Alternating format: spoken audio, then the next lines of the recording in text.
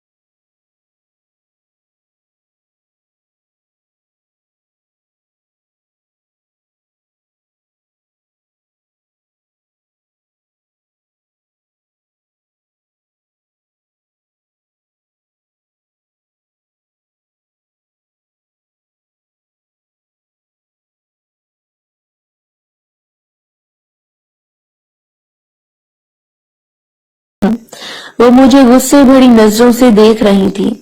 वो मेरा साथ नहीं दे रही थी। मैंने कहा, आराम से मेरा साथ दो, नहीं तो तुम मुझे जानती हो मैं क्या करूंगा। खाला बोली, तुम मुझे नहीं जानते, आज तो तुमने सब हदें पार कर ली हैं। अब देख तेरा हश्र क्या करती हूँ। मुझे खाला की बातें और गुस्सा समझ नहीं आ रही थी। मैंने इनको बालों से पकड़ लिया। मैंने इनको बालों से पकड़कर नीचे बिठा दिया। मैं भी इनके पास नीचे ही बैठ गया। मैंने एक हाथ से इनके बाल पकड़े हुए थे और दूसरे हाथ से पीछे साबन लगा रहा था। हाथ फेरते फेरते मुझे पता नहीं क्या सूझी, मैंने एक जोरदार थप्पड़ मार दिया। खाला उछल पड़ी और बोली, ये क्या बदतमीजी है। मैंने कहा, मैंने कौन सा कुछ गलत कर दिया है। मुझे ये बहुत प्यारी लग रही है। तुमको तो पता है मैं इसका दीवाना हूँ। इन्होंने मेरी बात का कोई जवाब न दिया और मैं फिर दोबारा से अपना काम करने लगा। वो भी आहिस्ता आहिस्ता तैयार हो रही थी। इन्होंने कोई काम नहीं किया जिससे मुझे इनकी कैफियत का पता चले। मैं पीछे से घर का काम करने लगा तो खाला बोल पड़ी, उधर से मत करना, मुझसे बर्दाश्त नहीं होगा। ये पहली बार था कि इन्होंने मुझसे आराम से बात की थी। मैंने भी आगे से कोई बात ना की। थोड़ी देर बाद मैं सीधा खड़ा हो गया और वो भी सीधा खड़ा हो गई। वो चुपचाप मेरे सामने खड़ी थी और मैं अपना काम कर रहा था। अभी तक खाला मुझसे खुल नहीं रही थी। हो सकता है इनको मुझ पे गुस्सा हो क्योंकि मैंने इनको बहुत ही गालियां दी थी। मुझे अपने किए पर शर्मिंदगी होने लगी क्योंकि मैं खाला से बहुत ही प्यार करता था। आज पहली बार हुआ मुझसे गुस्सा कंट्रोल न हुआ। खाला बुत बनी खड़ी थी। मैंने इनसे कहा, खाला आई एम सॉरी, मुझे गुस्सा आ गया और मुझे पता नहीं क्या क्या आपको बोल गया, मुझे माफ कर दो। इन्होंने मेरी बात का कोई जवाब न दिया और अपना मुंह थोड़ा पीछे कर लिया। मैंने कहा, अब थूक दो गुस्सा, मुझे ऐसा नहीं करना चाहिए था। मैंने कहा ना, मुझे गुस्सा आ गया। आप भी तो जरा मेरा ख्याल नहीं करती। देखो आपने भी मुझे मारा है, बेशक अब दोबारा मुझे मार लो, अब मैं ऐसा नहीं करूंगा।